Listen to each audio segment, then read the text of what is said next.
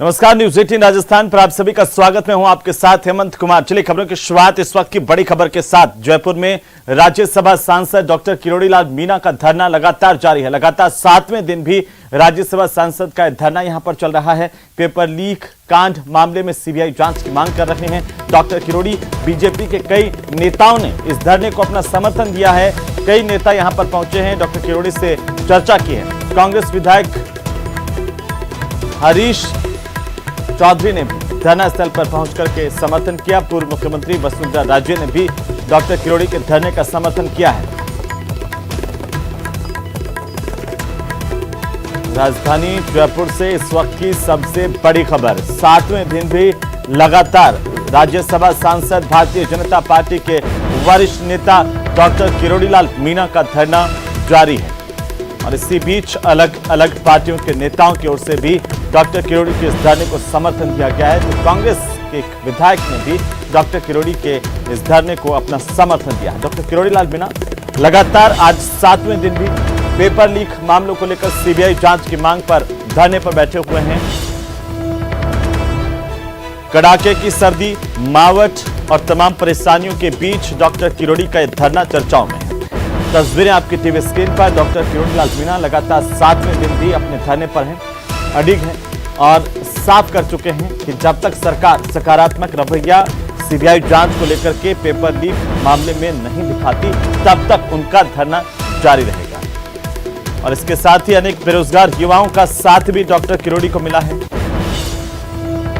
Doctor Kirodilal Meena लगातार धरने पर हैं। बीजेपी के कई नेताओं ने धरने पर पहुंच करके उनको समर्थन दिया है, उनसे बात की है, चर्चा की है। तो वहीं कांग्रेस के एक विधायक ने भी डॉक्टर किरोड़ीलाल मीणा के धरने को अपना समर्थन दिया है। लगातार 7वें दिन जब डॉक्टर किरोड़ीलाल मीणा धरने पर मौजूद हैं। ज्यादा जानकारी के साथ हम आपको सीधे लिए चलते हैं धरना स्थल पर, जहां पर सहयोगी अरबाज अहमद हमारे साथ जुड़ रहे हैं। अरबाज, अब बात करेंगे डॉक्टर किरोड़ीलाल मीणा से। न्यूज 18 राजस्थान के साथ खास बातचीत में डॉक्टर किरोड़ीलाल मीणा आखिरकार आगे की रणनीति किस तरीके से देख रहे हैं, क्योंकि आज 7 दिन इस धरने को लेकर के हो गए हैं और ऐसे में डॉक्टर किरोड़ीलाल मीणा लगातार धरना स्थल पर मौजूद हैं। 7वें दिन भी डॉक्टर किरोड़ीलाल मीणा का धरना चल रहा है। अरबाज अहमद जयपुर से हमारे साथ जुड़ रहे हैं और सीधे हम आपको अरबाज के पास लिए चलते हैं, जहां पर डॉक्टर किरोड़ीलाल मीणा अरबाज के साथ में मौजूद हैं। जी अरबाज।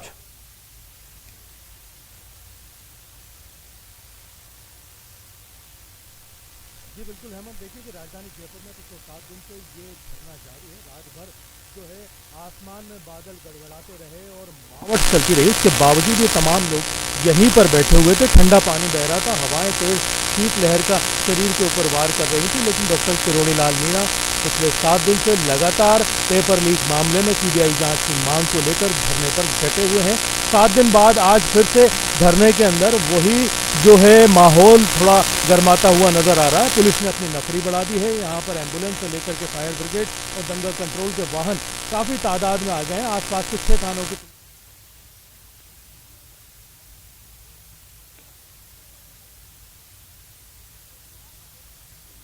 चलिए अरबाज, मैं वापस से आपका रुख करूंगा और इसी बीच बड़ी खबर आ रही है उदयपुर से, जहां पर गोवर्धन सागर झील में एक युवक की लाश मिली है। झील में लाश मिलने से सनसनी फैल गई और लोगों ने सिविल डिफेंस को इस बात की सूचना दी है। सिविल डिफेंस की टीम ने शव को बाहर निकाला है। गोवर्धन सागर झील से ये बड़ी खबर है, जहां पर लाश मिलने से सनसनी फैल गई और फिलहाल सिविल डिफेंस की टीम मौके पर पहुंची और टीम ने इस लाश को बाहर निकाला। जांच की जा रही है। उदयपुर से इस वक्त की बड़ी खबर, एक युवक की लाश झील में मिली है। हालांकि इस लाश को बाहर निकाल लिया गया, इसकी शिनाख्ती की कोशिश की जा रही है। सिविल डिफेंस की टीम को जानकारी मिलने के बाद सिविल डिफेंस की टीम मौके पर पहुंची और अब जांच जारी है।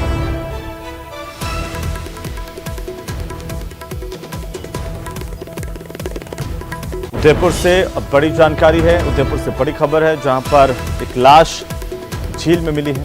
बहरहाल जैसे ही सिविल डिफेंस को जानकारी दी गई, सिविल डिफेंस की टीम मौके पर पहुंची और अब पुलिस इस पूरे मामले को लेकर के जांच कर रही है। हालांकि इस लाश को लेकर के और जानकारी आना भी बाकी है। जैसे ही पुलिस की जांच आगे बढ़ेंगे। इसकी शिनाख्ती की कोशिश पुलिस की ओर से लगातार जारी है।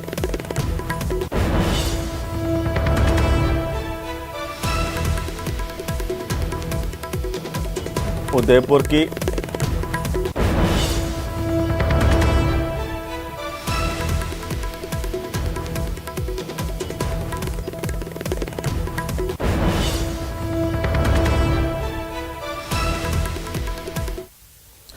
और इसी खबर पर ज्यादा जानकारी के साथ सहयोगी कमलेश फोन लाइन पर जुड़ चुके हैं। कमलेश, क्या जानकारी है इस लाश को लेकर के?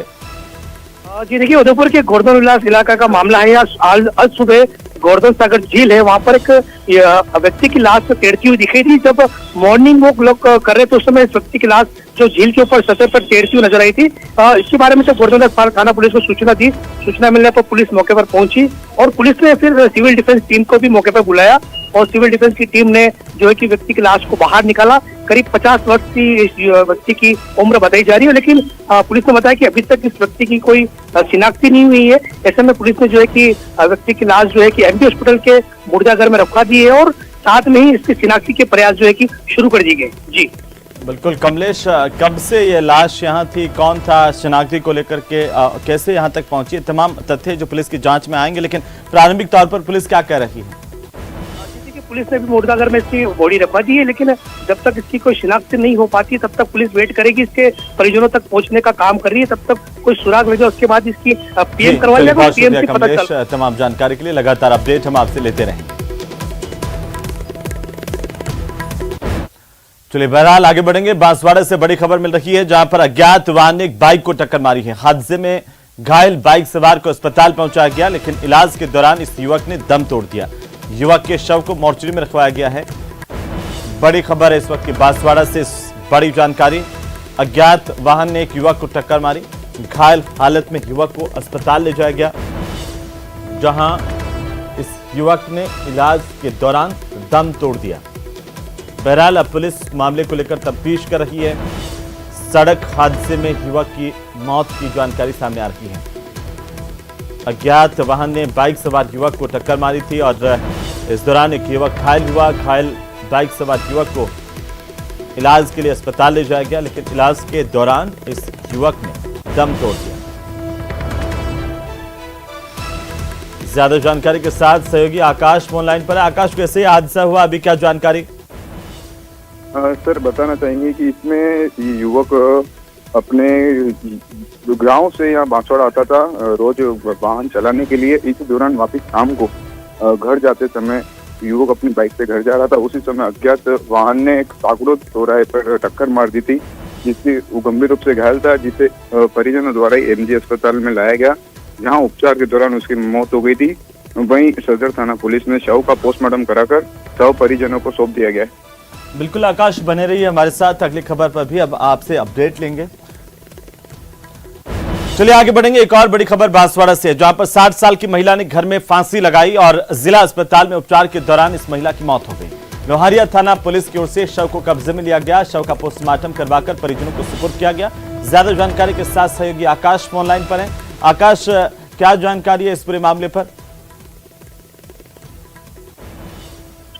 हेलो जी आकाश, बोलिए, कैसे एक बुजुर्ग महिला ने खुदकुशी की, क्या पुलिस क्या कह रही है, क्या वजह रही है?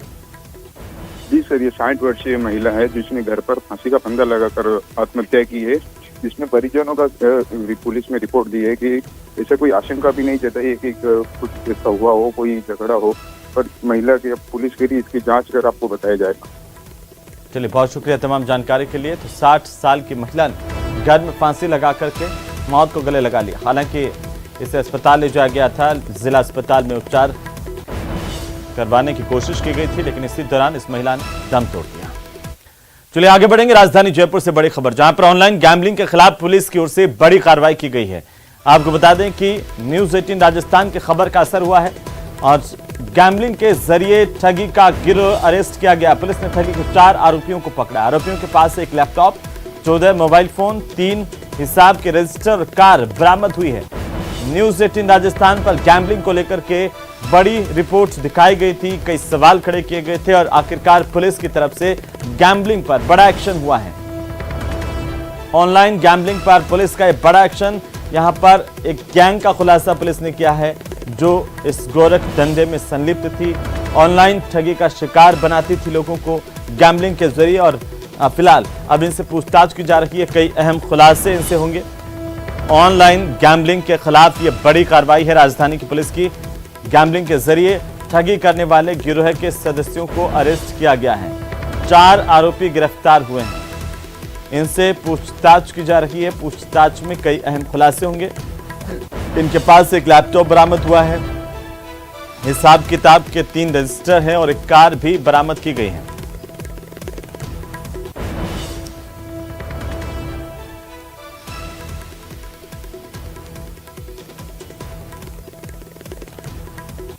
तो चलिए आगे बढ़ेंगे। कोटा से बड़ी खबर, जहां पर एक आवारा गाय ने बच्चे को उठाकर के फेंक दिया। गाय के हमले में यह बच्चा घायल हो गया। इस बच्चे को एमबीएस अस्पताल में भर्ती करवाया गया। 2 साल के बच्चे को गंभीर चोटें आई हैं।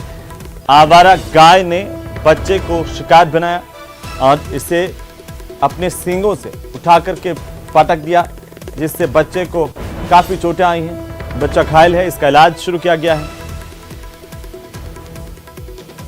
एमबीएस अस्पताल में। इसके बाद इस बच्चे को ले जाया गया। आवारा गायों के आतंक से लगातार आए दिन इस तरह की घटनाएं होती है। बाजार से लगाकर के तमाम गलियों में आवारा गायें और सांड घूमते हैं जो आए दिन लोगों को निशाना बनाते हैं। मैंने धक्का दिया था। क्या नाम है इसका? सचिन। तो वहाँ कहाँ रहते हो आप? मोहनलाल सुखाड़े। तो गाय ने क्या इसको धक्का मारा? हाँ, खेले वहीं बैठा था धूप में गेट के सामने, वहाँ पे आ गई थी। तो इसके कहाँ लगी है? यहाँ पे लगी आती है। तो कहाँ इसको एमबीएस अस्पताल लेके आए हो?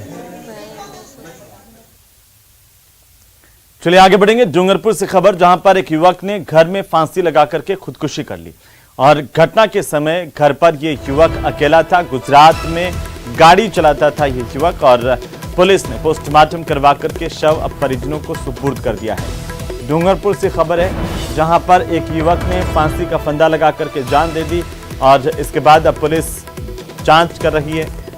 इस सुसाइड के कारणों का खुलासा हालांकि अभी तक नहीं हुआ, लेकिन किसी बात को लेकर तनाव में था, घर में अकेला था। गुजरात में ये गाड़ी चलाता था और यहाँ पर अपने घर पर आया हुआ था डूंगरपुर में इसने घर पर अकेले रहने के दौरान फांसी लगा करके अपनी जान दे दी। पुलिस मामले की जांच कर रही है। चलिए आगे बढ़ेंगे। अलवर से बड़ी खबर है, जहां पर महिला कैदी से अस्पताल के कैदी वार्ड से फरार होने की खबर मिल रही है। पुलिस ने मारपीट के मामले में गिरफ्तार किया था, लेकिन तबीयत खराब होने पर अस्पताल में इस महिला को भर्ती करवाया गया था। सुबह 5 बजे सरिये से ताला तोड़ करके फरार हो गई। कोतवाली थाना पुलिस मामले को लेकर जांच कर रही है। महिला कैदी अस्पताल के कैदी वार्ड से फरार हो गई है। हरसौरा थाना पुलिस ने मारपीट के मामले में इस महिला कैदी को गिरफ्तार किया था। विचाराधीन कैदी के फरार होने की जानकारी सामने आ रही है। तबीयत खराब होने के बाद इसे अस्पताल में भर्ती करवाया गया था और अस्पताल से ये सुबह 5 बजे सरिये से ताला तोड़ करके फरार हो गई। कोतवाली थाना पुलिस जांच कर रही है। इस महिला की तलाश की जा रही है। महिला कैदी अस्पताल से भाग छूटी। अस्पताल के कैदी वार्ड से महिला कैदी के भागने की जानकारी सामने आई है। दरअसल पुलिस की तरफ से इसे अरेस्ट किया गया था। वहीं झुंझुनू से बड़ी खबर, जहां पर चिड़ावा में चोरियों का सिलसिला नहीं थम रहा है। चोर आए दिन किसी न किसी घर को निशाना बना रहे हैं। चोरों ने 2 दुकानों को यहां पर निशाना बनाया। ताला तोड़कर पशु आहार की दुकान में चोरी की गई है। सीसीटीवी कैमरे में चोरी की वारदात कैद हुई है। तस्वीरें आपकी टीवी स्क्रीन पर है। कैमरे में चोरी की करतूत कैद हुई है। चोर आए दिन किसी न किसी दुकान या घर को अपना निशाना बनाते हैं। आखिरकार 2 दुकानों के बीती रात को चोरों ने ताले तोड़े और वहां से काफी सामान की चोरी की है। बहरहाल चोरी की घटना सीसीटीवी में कैद हुई है। और इसी बीच कांग्रेस विधायकों के इस्तीफे को लेकर के बड़ी जानकारी है। इस पूरे मामले में हाईकोर्ट में कांग्रेस विधायकों के मामले को लेकर सुनवाई हुई है। उपनेता प्रतिपक्ष राजेंद्र राठौड़ की ओर से एक याचिका दाखिल की गई थी, जिस पर आज हाईकोर्ट में सुनवाई की गई। विधानसभा की ओर से आज जवाब पेश किया गया। जवाब में कई अहम जानकारियां सामने आई हैं। 81 कांग्रेस के विधायकों ने स्वेच्छा से अपने इस्तीफे नहीं दिए थे, ये भी जवाब में सामने आया। विधानसभा के पेश किए गए जवाब में जानकारी सामने आई है। हाईकोर्ट ने विधायकों के इस्तीफे की पूरी रिपोर्ट मांगी थी। हाईकोर्ट की तरफ से आज अदालत में जवाब पेश किया गया। उपनेता प्रतिपक्ष राजेंद्र राठौड़ ने यह याचिका दाखिल की थी हाईकोर्ट में, जिस पर आज फिर से सुनवाई हुई। हाईकोर्ट में बिंदुवार सवालों के जवाब नहीं दिए गए हैं, यह भी सामने आया है। राजेंद्र राठौड़ को सुनिए क्या कुछ कहा। हाईकोर्ट में कांग्रेस विधायकों के इस्तीफे के मामले में सुनवाई जारी है। आज की सुनवाई में विधानसभा की ओर से 90 पन्नों की एक रिपोर्ट पेश की गई है, जिसमें जो विधायकों के द्वारा स्वैच्छिक इस्तीफा नहीं देने की बात सामने आई है। हमारे साथ राजेंद्र राठौड़ खुद हैं जो इस पूरे मामले की पैरवी कर रहे हैं। सर, आज जिस तरीके से कोर्ट में जो जवाब पेश किया गया है, एक बहुत लंबा समय हो गया, क्या जवाब आया है विधानसभा? 20 तारीख को ऑनरेबल कोर्ट की डबल बेंच के डायरेक्शन थे कि रिप्लाई बिंदुवार प्रस्तुत करें और उसके साथ ही त्यागपत्र जो दिया माननीय विधायक ने उसकी कॉपी और त्यागपत्र वापस लेने के लिए प्रार्थना पत्र दिया उसकी कॉपी भी प्रस्तुत करें। सरसरी तौर पर मैंने देखा है और मैंने कोर्ट में भी कहा है कि अभी इनके साथ त्यागपत्र देना और त्यागपत्र पुनः वापस लेना, इन दोनों प्रार्थना पत्रों का कहीं इंदराज नहीं है। और इसके साथ ही पहली बार मैंने मोटे तौर पर उस आदेश को देखा है जिसमें लिखा गया है कि त्यागपत्र वापस लेने का कारण एक था कि वो त्यागपत्र स्वैच्छिक नहीं थे। त्यागपत्र जिन 6 लोगों ने दिए उनके नाम भी उजागर किए गए हैं और त्यागपत्र जिन 81 लोगों ने दिए वो त्यागपत्र वीर भी अब सामने आए हैं। परंतु इसमें अभी 5 वो लोग जिन्होंने मूल त्यागपत्र जेब में रखकर फोटोकॉपी पकड़ाई, अपने 2 ध्रुवों की लड़ाई में दोनों को खुश करने के लिए चतुर सुजान विधायक, उनके नाम इसमें अभी रिप्लाई में मैंने मोटे तौर पर देखा नहीं। अभिषेक मनु संघवी विधानसभा की तरफ से आ रहे हैं। अभी 2:30 बजे तक उन्होंने पास ओवर लिया है, 2:30 बजे फिर मिलेगा, जुड़ेगा कोर्ट और उसके बाद फिर बहस होगी। जिस तरीके से उन्होंने जो 90 पन्नों की एक रिपोर्ट सौंपी है और ये कहा गया है कि जो इस्तीफे थे स्वैच्छिक नहीं थे, लेकिन इस्तीफे में भी लिखा होता है, इस्तीफे की कॉपी पेश नहीं की गई कोर्ट में। अभी इस्तीफे की कॉपी मुझे दिखाई नहीं दी क्योंकि इतने बड़े दस्तावेज का कुछ ही क्षणों में अध्ययन संभव नहीं। पर मोटे तौर पर मैं कह सकता हूं कि मूल इस्तीफे की प्रतिलिपि नहीं है, इस्तीफा वापस लेने का प्रार्थना पत्र भी नहीं। एक इतने लंबे समय तक रखने का जवाब भी कोर्ट ने मांगा था कि नियमावली क्या है, क्या विधानसभा की तरफ से इस बारे में कोई जवाब पेश किया गया है? नियमावली के उन्होंने कहा कि त्यागपत्र स्वीकार करने की कोई निश्चित तिथि नहीं है, जबकि सुप्रीम कोर्ट के दर्जनों दृष्टांत है जिसमें रीजनेबल टाइम को डिफाइन किया गया है। अब ये बहस के समय में इन सारी बातों को उत्तर दिया जाएगा। कैमरा पर्सन अविनाश शर्मा के साथ राकेश शर्मा, न्यूज 18 राजस्थान, जयपुर। चलिए आगे बढ़ेंगे। अलवर से बड़ी खबर, जहां पर बहरोड में शराब कंपनी पर आईटी की कार्रवाई हुई है। आईटी के छापे से कंपनी में हड़कंप मच गया। आपको बता दें कि विभाग के अधिकारी दस्तावेजों को चेक कर रहे हैं। कंपनी के बाहर पुलिस के जवान तैनात हैं। इनकम टैक्स डिपार्टमेंट की ओर से बड़ी छापेमारी की गई। तस्वीरें अलवर से आपकी टीवी स्क्रीन पर। बहरोड में शराब कंपनी पर आयकर विभाग ने छापा मारा है। आयकर विभाग के छापे से हड़कंप मच गया। शराब कंपनी में विभाग के अधिकारी दस्तावेजों की पड़ताल कर रहे हैं, चेक कर रहे हैं। कंपनी के बाहर पुलिस बल की तैनाती भी की गई है ताकि कोई भी व्यक्ति अभी अंदर प्रवेश नहीं कर पाए और अंदर के कोई भी व्यक्ति बाहर नहीं जा पाए।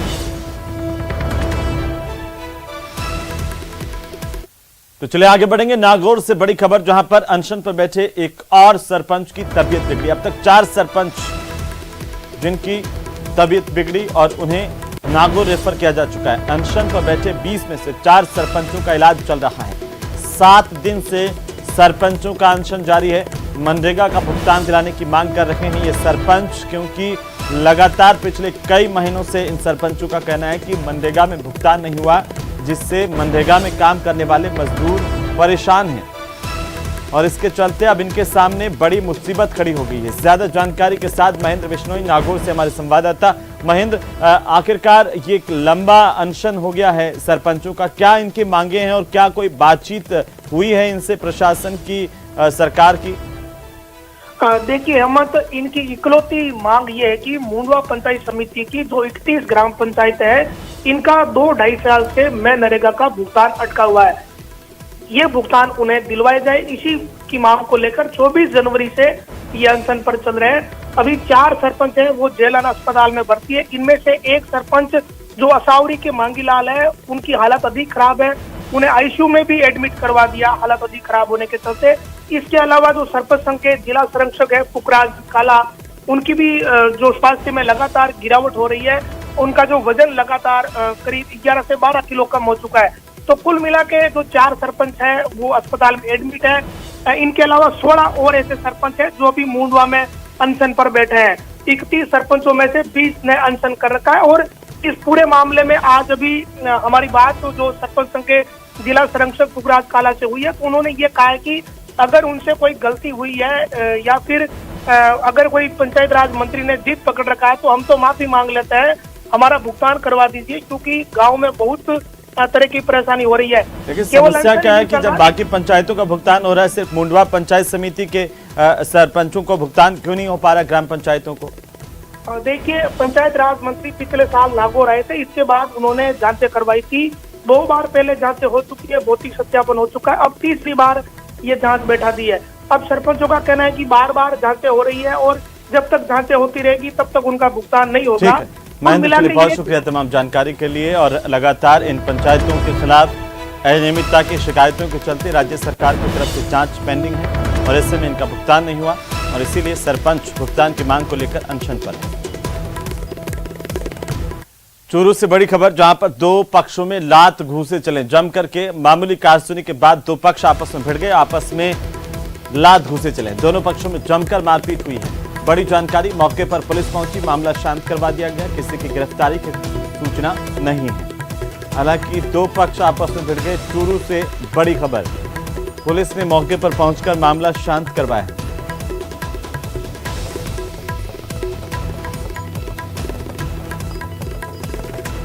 दो पक्षों में लात घूंसे चले हैं, ये बड़ी खबर है। पुलिस ने मौके पर पहुंच करके मामला शांत करवाया।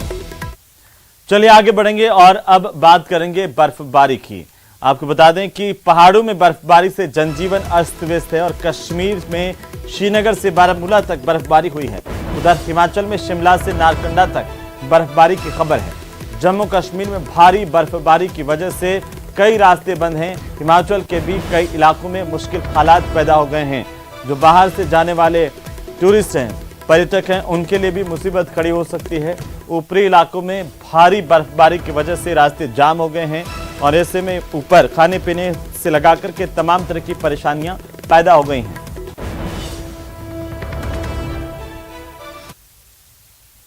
और अब हम आपको दिखाने जा रहे हैं आपकी टीवी स्क्रीन पर कुछ और तस्वीरें भी, लेकिन देखिए कि आखिरकार किस तरह से लोग परेशान हो गए हैं।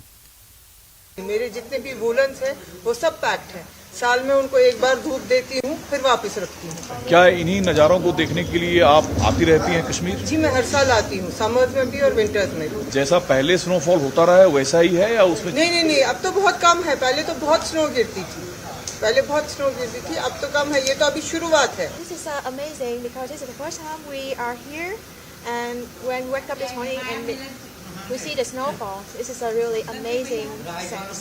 मुझे लगता है अभी 6 से साढ़े 6 इंच तक मेरा टारगेट है, ये गिरेगा स्नोफॉल। और कितना फुट बर्फ जमा हो जाएगा? वही ना, 6 से 6.5 फुट जमा हो जाएगा। 6 इंच तक। तेज बारिश भी हो सकती है? हाँ, बारिश भी हो सकती है। अगर बारिश होगी तो बर्फ नहीं रहेगा, जब बारिश होगी तो बर्फ खुद ब खुद हट जाएगा। इस महीने में बर्फ होती है तो इसी से हमारे यहाँ टूरिज्म बढ़ता है, तो हमारे यहाँ की मतलब जो बेरोज़गारी है उसमें से थोड़ी कमी हो जाती है। इसी की वजह से अगर ये नहीं होगा तो हमारा रोज़गार मानो कि थोड़ा सा कम ही हो जाता है। हाँ, मौसम विभाग की ने जानकारी दी है हमें कि ये स्नोफॉल कल शाम तक रहेगा। अगर नहीं तो ये प्रेडिक्शन है, कभी भी चेंज हो सकती है, कभी भी मतलब बंद हो सकती है, लेकिन स्नोफॉल होगा। हिमाचल में शिमला से नारकंडा तक बर्फबारी होने की खबर है। पहाड़ों में भारी बर्फबारी की जानकारी मिल रही है।